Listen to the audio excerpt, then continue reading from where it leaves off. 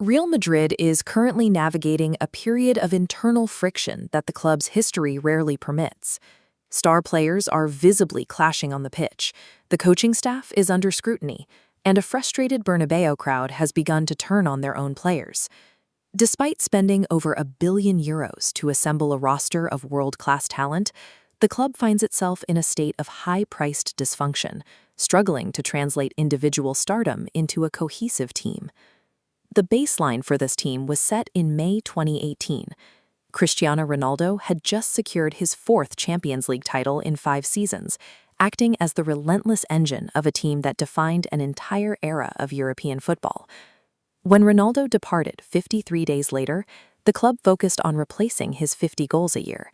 They failed to realize they actually removed the cultural heart of the institution, leaving the body to run on instinct without a central pulse. The immediate attempt to fill that void was a baffling piece of business.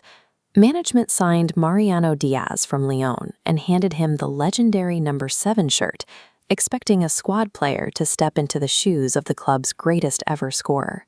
Perez and his management team operated under the assumption that the Real Madrid machine was indestructible. They believed the institutional weight of the club would naturally absorb the loss of its most influential driver. Reality arrived quickly during the 2018-19 season. Julian Lopetegui took the job without a world-class attacker to lead his line and was fired only 120 days later following a devastating 5-1 loss to Barcelona. The low point came in March when a young Ajax side walked into the Bernabeu and won 4-1, ending Madrid's reign of European dominance in humiliating fashion. Firing 3 managers in a single season signaled that the club's invincible aura had evaporated. The soul of the team had departed, and for the first time in years, the institution looked fragile. To fix the decline, Madrid pivoted toward purchasing a ready-made superstar. They signed Eden Hazard as the new face of the franchise, but a relentless string of injuries turned his tenure into a 5-year struggle, resulting in only 7 goals before his retirement.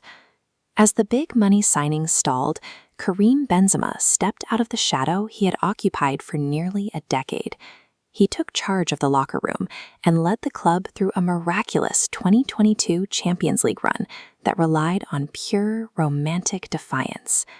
Jude Bellingham's arrival in 2023 seemed to restore the club's pride.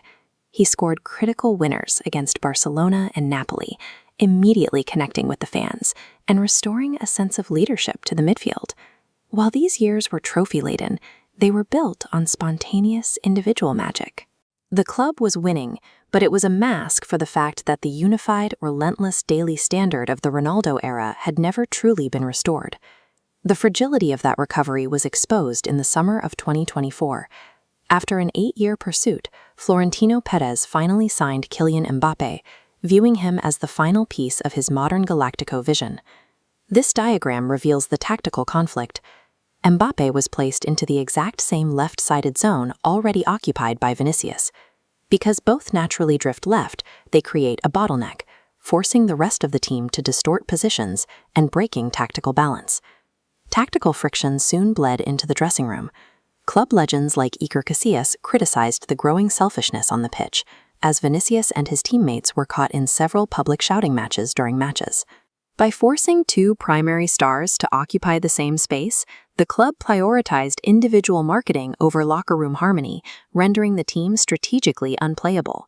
The consequences were devastating. The 2024-25 season ended without a single trophy, defined by embarrassing exits at the hands of Arsenal and Barcelona. Panic drove the decision-making in the following season. The board hired Xabi Alonso, hoping to replicate his success in Germany, but fired him within 6 months as the squad's internal divisions proved unmanageable. In a moment of desperation, management promoted Álvaro Arbeloa from the youth ranks. His tenure culminated in a one-sided defeat to Bayern Munich, with the home crowd openly booing their own players off the pitch. This period of rapid turnover highlighted a club that had lost its long-term vision, reacting to every crisis with fear rather than a clear sense of identity. Real Madrid has won 14 titles since the departure of Cristiano Ronaldo, an achievement that would define an era for any other club. However, while they successfully replaced his goal-scoring output, they never manage to replace his competitive psychology. The missing element is the hunger of a leader who views every training session with the same relentless intensity as a Champions League final. The next true heir to the throne will likely emerge from the youth academy, a player who views the institution's standards as sacred and values the work ethic of the past over their own personal celebrity. €1 billion can buy the best talent on the planet, but it cannot manufacture a culture. Real Madrid will regain its soul when it finds players who understand that the badge on their chest is more significant than the name on their back.